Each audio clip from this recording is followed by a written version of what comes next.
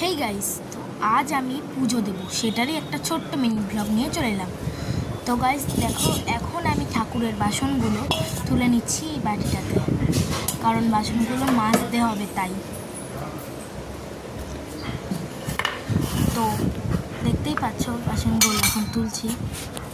চলো এবার বাসনগুলো ধুতে যাই।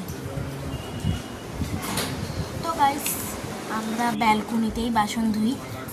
তো চলো ব্যালকনিতে, এই যে আমাদের ব্যালকনি, এখানে আমরা বাসন ধুই। আমি এখন বাসন ধুচ্ছি, সেটা দেখতেই পাচ্ছি। আর আমরা সাবান দিয়ে বাসন ধুই, মানে বাসন মাঝে সাবান দিই। দেখো এখন আমি বাসনগুলো ধুয়ে দিচ্ছি।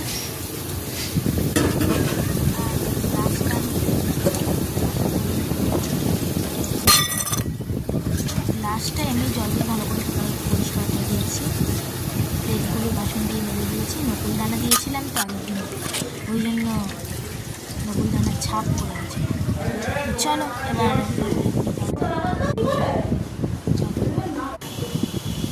চলো নেতাটা ধুয়ে আনি। নেতাটা ধুয়ে এনে মুছেও নিলাম, দেখতেই পাচ্ছি। এবার ঠাকুরকে খেতে দিয়ে দিচ্ছি।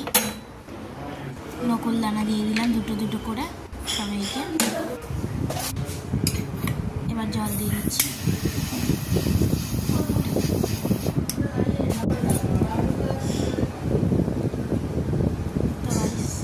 আমি আমার ফোনটা ডালছিলাম, আর মাঝে আমার ফোনটা একটু পড়ে গেছে,